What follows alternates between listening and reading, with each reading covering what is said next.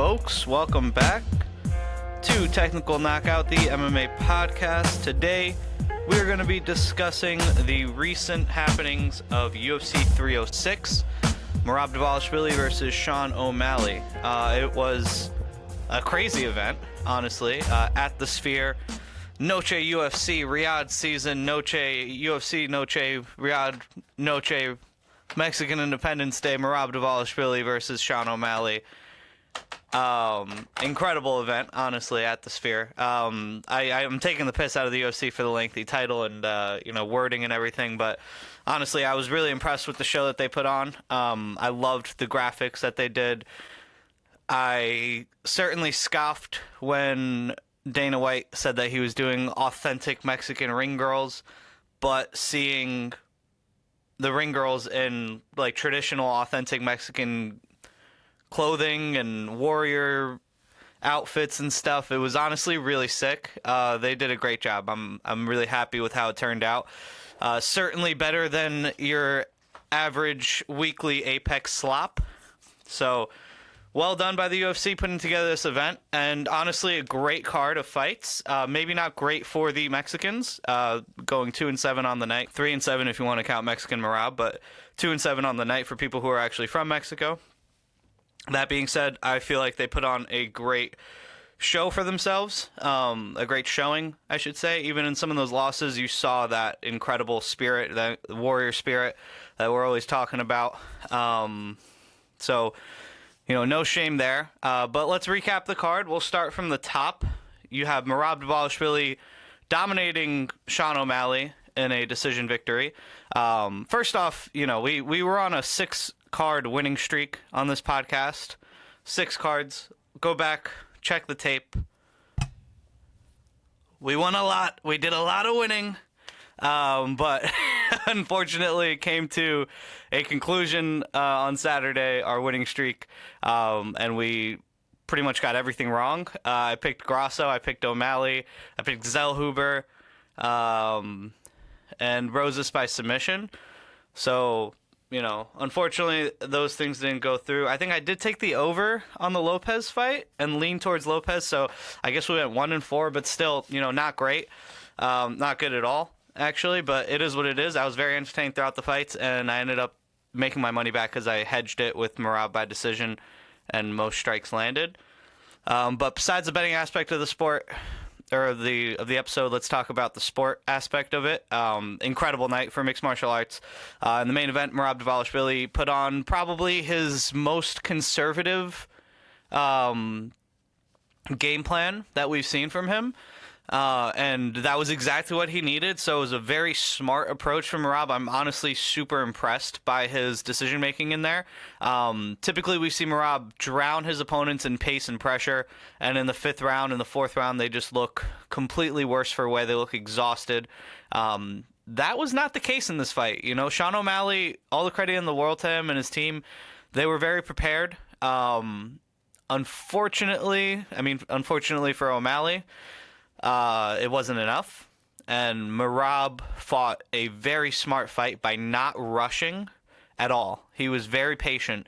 I think this was probably his most patient performance, I would say. In that first round where, we talked about on the podcast, the first round is going to be very important to see how this fight goes, because if Merab does rush in and gets caught, it could be a very short night for him, or at least, a very damaging early start to the fight that might be hard for him to dig out of that hole. That was not the case. Merab fought very smart in that first round, fighting very defensively sound and staying all the way out whenever he didn't need to engage. And then whenever O'Malley did come forward, Merab used his check hook, his lead hook, very beautifully, and was able to check Sean's entries.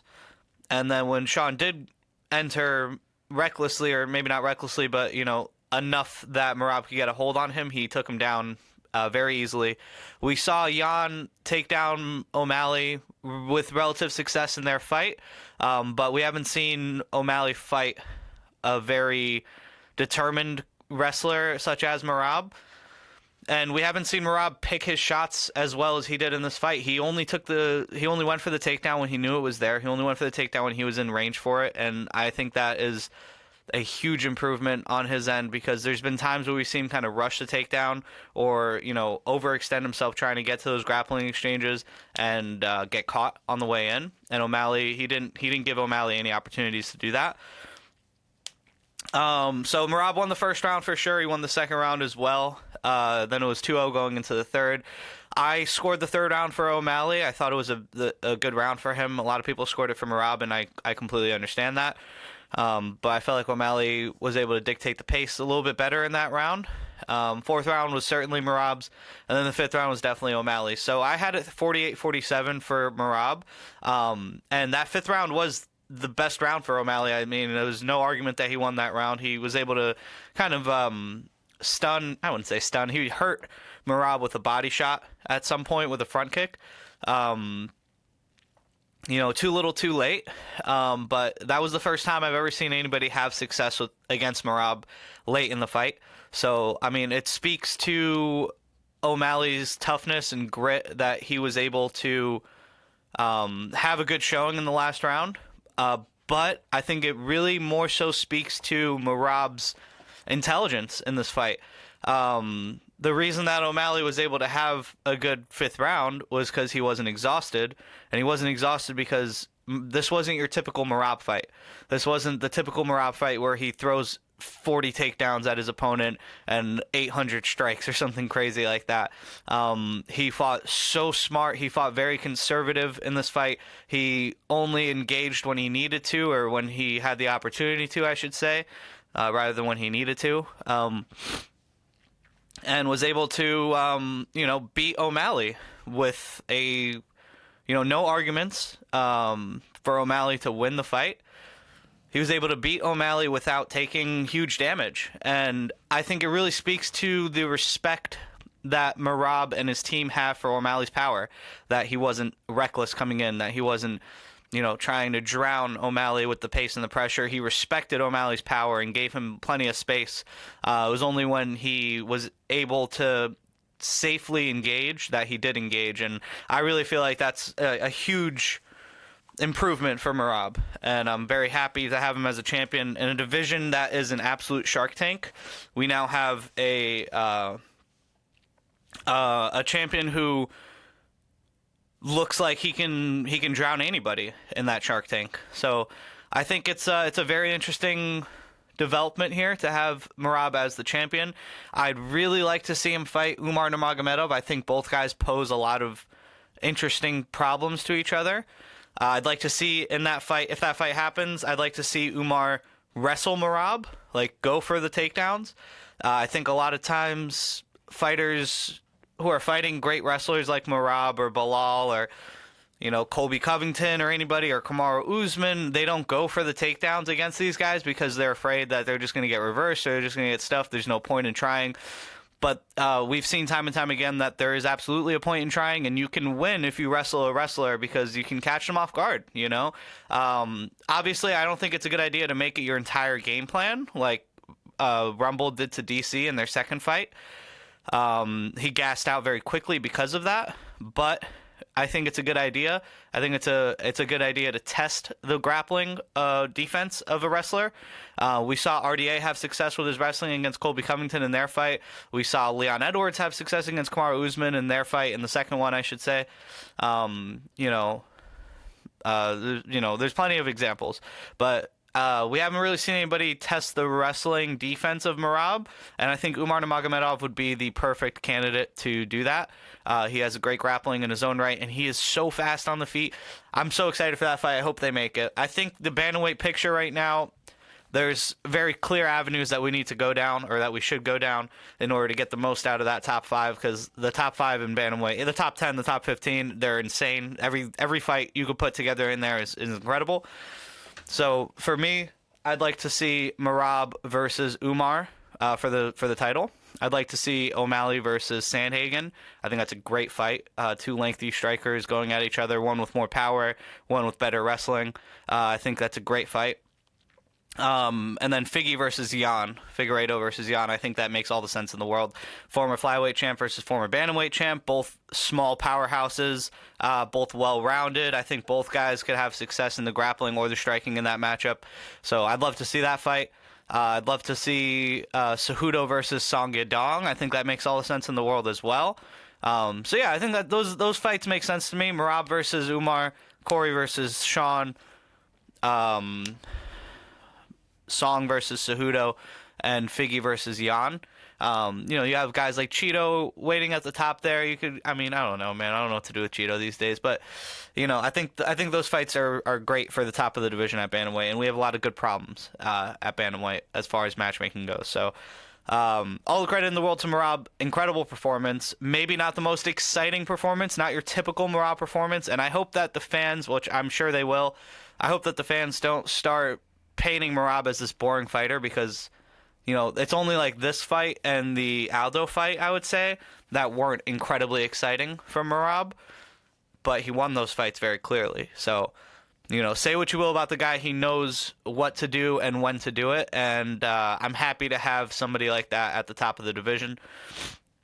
I loved O'Malley as a champion. I really did. I thought he was a great champion, but it's good to have somebody who's much more well-rounded and better representation of what mixed martial arts can look like if you can fire on all cylinders at the top of the division. And I kind of feel like this is a bit of a new era we're in here with guys like Dricus du Plessis, Merab, and Belal Muhammad all holding titles right now.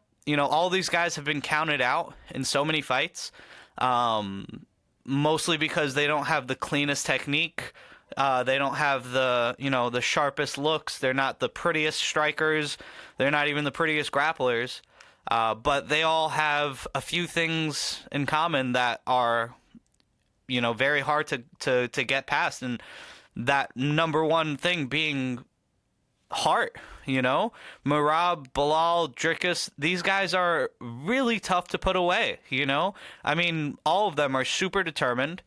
All of them have great game plans when they're fighting. They know how to play to their opponent's weaknesses, and they know how to get their game going against everybody, If you would have told me a year or two ago that Dricus du Plessis, who had just fought like Brad Tavares and Derek Brunson and went life or death with these guys, that he was going to finish Israel Adesanya, I would have laughed in your face, If you would have told me a year or two ago that, Merab Dvalishvili would dominate Petr Yan over 5 rounds, 50-43, 50-44, I would have laughed in your face. If you would have told me 2 years ago that Belal Muhammad would beat the shit out of Leon Edwards, I would have been like, what are you, crazy? Like, we just saw him get smoked in one round, or in that only round that they fought. But, the difference is that these guys keep working, man. They're workhorses. They believe in themselves more than anything, and they are constantly overperforming expectations.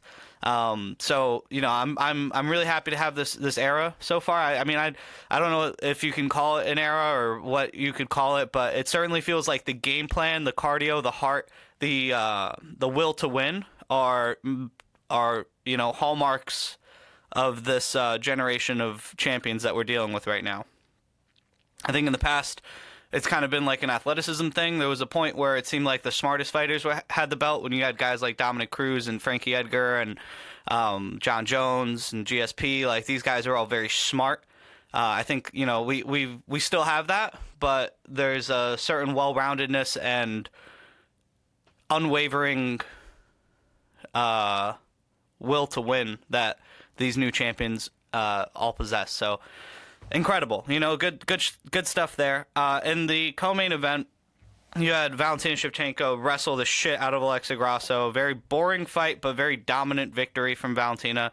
Leaned on the wrestling. It was what she had success with in the first 2 matchups. She lost the first fight because she made a huge mistake. She lost the second, or she went to a draw in the second fight because she made a huge mistake in the 5th round. So to see her fight a very smart, conservative fight, similar to how she's fought some of her striking fights in the past, but with her grappling in this fight, I think was great. And I'm really excited to see her fight Manon Fiorot. For Alexa Grasso, I guess give her Erin Blanchfield or somebody like that. She needs to prove that she can defend these takedowns and beat grapplers. I think that's a good fight, Blanchfield versus Grasso. So, not much more to say about that fight. Valentina returns to form. And, I do feel like she's not going to stay champion super long, but I'm really excited to see her fight Manon Fiorot because I feel like both can pose some very interesting problems to each other. Diego Lopez had an amazing performance against Brian Ortega. He almost got him out of there in the first round, but ended up just beating him up for 3 rounds. Man, Lopez has quickly become one of my favorite fighters. The tenacity this guy has on the inside, huge power in his punches, great grappling, incredible jiu-jitsu skills. So, I mean, what more can you say about the guy? Now he's in the top 5, or he should be. I think it makes sense to give him somebody like an Arnold Allen or Yair Rodriguez, a Josh Emmett, one of these type of fighters, or Volkanovski if he's staying at 45. I think Lopez deserves a huge name in his next fight, if not a title shot. The guy is a beast. Esteban Ribovic versus Daniel Zellhuber. Holy shit, what a fight, man! This is for sure fight of the night. It was incredible. It was so much fun to watch. Zellhuber's head movement in the 3rd round when he was rocked was crazy. Just an awesome fight. Highly recommend you guys go back and watch that if you haven't already. We had Zellhuber to win over 1.5, so it stings that he lost by split decision. But I really did feel like Ribovic deserved that decision, so I was happy that he got it, even though my bet didn't hit. For Zellhuber, this is going to be a huge learning experience, and for Ribovic, this is an awesome platform for him to continue rising up. Zellhuber's only like 24, 25, I think, so he's got plenty of time to come back from this, and I think it's good to get a war in at this stage of your career. I think it's a turning point for a lot of fighters when they face adversity like this. I think Zellhuber did lose in the UFC before, maybe in his debut, if I'm not mistaken. Yeah, to Trey Ogden, but he hasn't had this kind of blood and guts war yet, and this is something that's going to help him grow immensely as a fighter. For Ribovic, keep doing what you're doing, bro. The guy has great striking. It was an awesome fight, man. Just like the feints, the setups, both guys were firing on all cylinders when it came to their striking. Both guys had great defense, had great offense, and they seemed to just be in the flow state the whole time. It was really incredible to watch. Highly recommend you guys check that out. Ronaldo Rodriguez versus Odi Osbourne. Oof, this was frustrating. As somebody that bet on Osbourne in the fight, he had Ronaldo dead to rights in that 1st round. 2nd round, he loses 10-8, probably, because he got dominated the whole round. And then the 3rd round, it was like, man, whoever wins this round wins the fight. And Osbourne gave up the position with like 40 seconds left, and I think that cost him, It's unfortunate, but Ronaldo Rodriguez, all heart there. From the judges' scorecards, though, if he did win that 3rd round, it would have only been a draw, so it is what it is. Norma Dumont, god damn, I've never seen a cut so bad on any fighter, on a man or a woman, as Norma Dumont put on Irene Aldana. Just from her jab, man. Just from her jab, some elbows when Aldana crashed in, but just fought such a smart fight. And, this is a hallmark of Dumont's game now, and she talked about it before the fight. They asked her, Aldana's been in there with some of the best fighters in the sport. She's fought Amanda Nunes, she's fought, Jermaine Durandamy or whoever else, Caitlin Vieira, et cetera, et cetera. I don't think she fought Jermaine Durandamy, actually, but, she fought some of these great fighters. What are you going to pose to her, that she hasn't seen? You're a striker, she's a striker, how are you going to win? And she said, man, she can be the toughest girl in the world, she can be the hardest hitter in the world, she can have the most experience, but I'm a smart fighter, and fight IQ is going to be the difference. And it really was, because Aldana just waded into the pocket, blindly trying to get to her range, and Dumont was so smart. She just stayed on the outside, stayed on the bicycle, popped that jab out, popped out some elbows whenever Aldana came in too close, and didn't overextend herself. She never went crazy for a finish that wasn't there. She was happy to just win the fight, and she won the fight very convincingly. So I'm very happy with Norma Dumont's performance there, and I'm excited to see where she goes from here at women's bantamweight. I think she has all the tools to be a champion. I would pick her against Pennington or Pena right now, honestly, because of her striking. And she has a pretty well-rounded game, too. So I think those would be very interesting fights to see how she deals with the wrestling with those women. But, yeah, good problems to have. Ignacio Bahamondes knocked out Manuel Torres. Holy shit, man. This lean back straight punch from Bahamondes that landed twice in a row was a thing of beauty. Absolute beauty. No notes there. I mean, just, it was a very fun fight for as long as it lasted. So, yeah, just a thing of beauty from Ignacio Bahamondes versus Emmanuel Torres. I hope Torres can come back to the win column because he is a very exciting fighter to watch. For Bahamondes, kind of guy who's had a little bit of ups and downs as we talked about, but that striking is just so sharp and he can't be denied. So, yeah, I mean, both guys, I think, have a great upside. Torres is probably going to have to get back in the win column. Maybe give him somebody like a Terrence McKinney or, Trey Ogden or something like that. You know, one of these guys who's kind of floating around in that 25 range. Ketlin Souza versus Yasmin Jauregui, I believe they're pronouncing it. I've always known it to be Uruguay, but, you know, I maybe we were all wrong the whole time. It's Jauregui. Anyway, Yasmin looked pretty good. She's fast, but she got into the problem that cost her her other loss in the UFC, which is that she is too willing to brawl sometimes. You know, Souza is a hard hitter, and really her only chance in this fight was if she was able to catch Jauregui with a huge shot, and she was able to do that because Jauregui did not fight a smart fight. She didn't, you know, stick and move. She planted her feet and swung for the fences and got caught with that club and sub. Souza jumped on the opportunity like a maniac and was incredibly poised, you know, in the first couple minutes of the fight where she was kind of just wading into shots. She wasn't deterred. She stayed on her horse, and, you know, I thought that was a very impressive showing from Souza. When she did rock Uruguay or Jauregui, she jumped on her neck immediately and was able to find that choke. So, you know, all the credit in the world to Souza. Great victory there. For Jauregui, it's a bit disheartening. You know, it's hard to see her reaching the top of the division as we once thought she could, considering that, you know, she does have this tendency to brawl and lose in the brawl. It might be something that plagues her. So we'll see where she goes from here, but, you know, it is what it is. Next, you had Joshua Van coming back after 2 months from getting knocked out against Charles Johnson, fighting Edgar Chairez. This was an incredible fight. If the Zellhuber-Ribovic fight didn't happen, this certainly would have been fight of the night, in my opinion. This fight was awesome. Highly recommend you guys check it out. Joshua Van is so much fun to watch, man. He reminds me of Petr Yan in the sense that he's a bit of a slow starter and then builds as the fight goes on. He's not afraid to go to the body, which I love.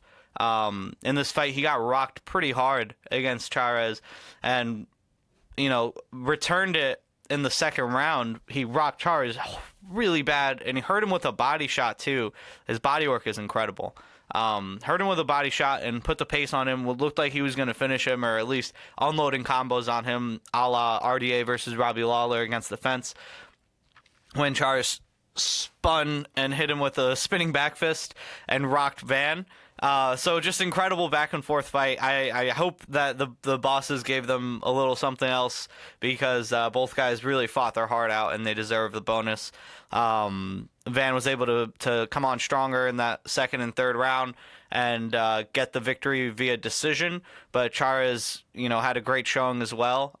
So just an awesome fight to watch, and highly recommend you guys check it out if you didn't already. Very exciting fight there. And then Raul Rosas Jr. was not able to find that submission against Aoriqi Lang. I'll be honest, I had Aoriqi Lang mixed up with Sumudaerji, who gets submitted all the time. Aoriqi Lang has not been submitted as regularly. I mixed up my Mongolians. I'm sorry, guys. But Aoriqi Lang did have some trouble with the wrestling of Rosas whenever he got it done. He was able to pick up that second round on every judge's scorecard because he was able to have the more effective striking. For Rosas Jr., not the most inspiring performance, but the dude's 19 years old. You know what I mean? Give him some time, bro. Like, the guy is clearly getting better and better. Was not able to find the finish in this fight. Was not able to find a really dominant win or, you know, dominant performance, but certainly won. So, you know, good job by Rosas. But I don't know about those plans to be a champion by 25. These are the kind of guys he should be running through. But he has plenty of time to grow in the sport, so don't worry about it. Don't rush the kid. You know what I mean? So that's pretty much it as far as this fight night goes, or this pay-per-view goes. We do have a week off before we return in Moicano versus Saint Denis in Paris, which should be really fun. So there's a week off there. I'm going to try to get a historical piece out for you guys. You guys deserve it. You're good people. But, you know, in the meantime, please check out the historical piece I put out a couple of weeks ago titled "Who is the Most Interesting Man in MMA History?" It's about Genki Sudo. I had a lot of fun making it, and I'm going to try to make another similar piece in this time off. I'm not really sure who to do it on. I want to do something on Merab. I want to do something on Rob Whittaker. But, you know, we'll see. We'll see what happens. I appreciate the support and the love, And thank you very much for watching. And, hopefully we come back stronger with the picks on the next card. But in the meantime, thank you very much, y'all, and have a lovely day. Peace out.